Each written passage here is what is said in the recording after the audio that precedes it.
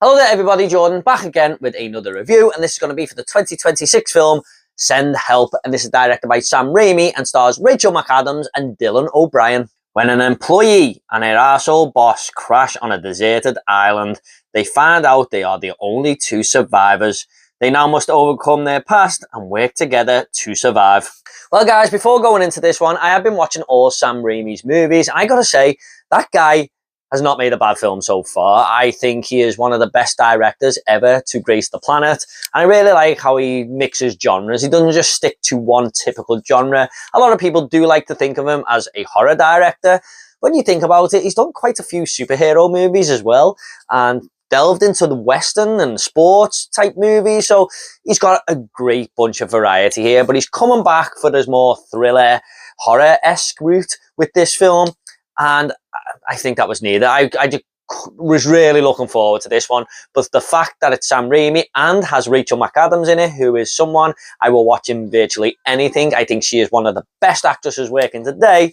Kind of felt like a match made in heaven. So I was very excited going into this one. And I can safely say that this is another great movie to add to his filmography.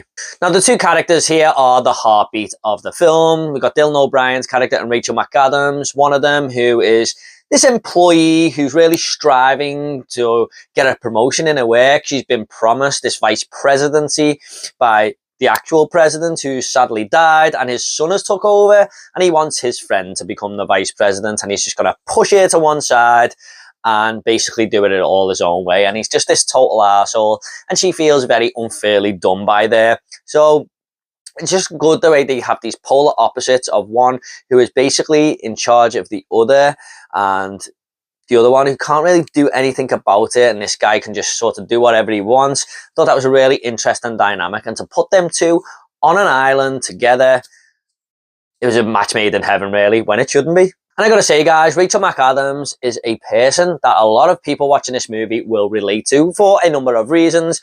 She's got to deal with this arsehole boss who we've all had in our lives, or most of us anyway. I mean, I know I have, where she just feels like she's not really seeing the work and the ethic that she puts in every day by this boss. She's just another person on the payroll. But she also, like a lot of us, wants to push herself in life and become, she's a little bit more ambitious. She wants to climb that career ladder. Not all of us are content with where we are. We always want better. We always want to strive for better.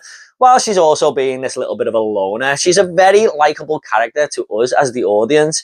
A lot of people in her workplace and everything feel like she's a little bit of a weirdo, so you kind of feel a little bit sorry for her.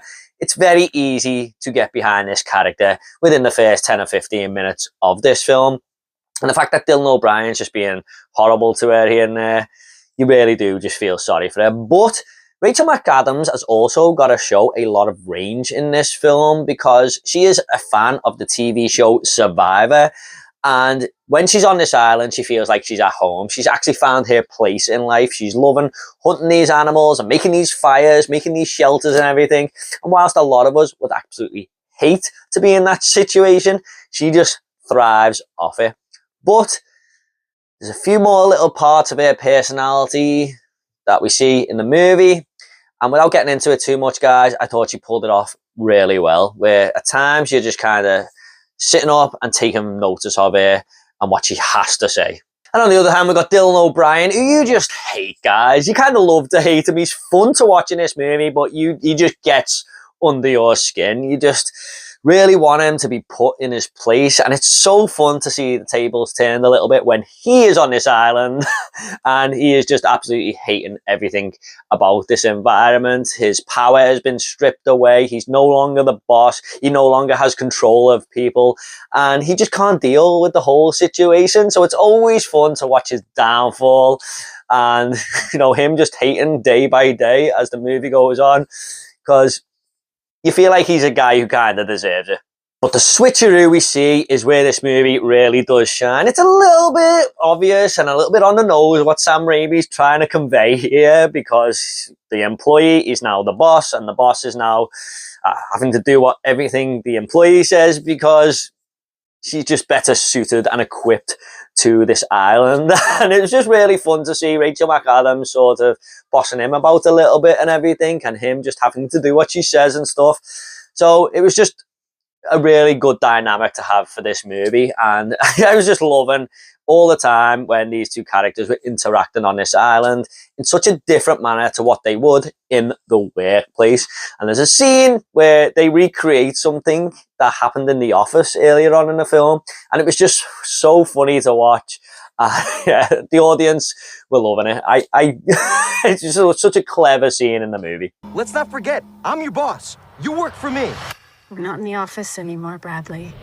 But I think there's a good message in here of not judging people too early and never judge a book by its cover, because there is so much depth to what people have been through, the history of their lives. You don't know everything about someone, especially when you first meet them. You can have a picture in your head and go off what other people may say, but you don't truly know a person until you're sort of interacting with them on a daily basis or getting to know them over a few weeks or months and anything. And that's where these two characters really do sort of find each other in this movie. We unpack parts of their lives, they're getting to know each other very well, and they see each other in a different light at times. So I thought that was a very clever way of doing things as well, and just a good little bit of social commentary there on trying to be a bit more kind to people. I gotta say, guys, there's a lot of well-balanced comedy in this movie as well. Don't get me wrong, there's a lot of thrills and everything, which I'll get to in a minute, but having the comedy in there just makes light of the situation at times, but it's never too much. It's always nicely balanced and dropped at the right moments, but it's always funny. I feel like when movies that try to do comedy do it too much and you're only laughing at half the jokes, it really does become a negative at times, or they just don't have the comedy that works. Here, it all lands. Never too much, but just lands at the right moments. And my audience in the cinema were laughing their asses off at times. But I gotta say, guys, there's still a lot of great thrills in here, a lot of edge of your seat moments, one or two jump scares, to be honest, that kind of got me. So the movie, even though I've just said it's a comedy, never forgets that it's like a dark comedy thriller, if you like. There was one moment in this film where I felt like I was in Dylan O'Brien's shoes, and the tension was absolutely ramping up, and the scene seemed to take forever to get where it wanted to go. And I was like, holy shit, is this actually going to come to fruition now? Is this going to actually happen? And man, tension was off the scale. It was off the scale. I was like, holy shit.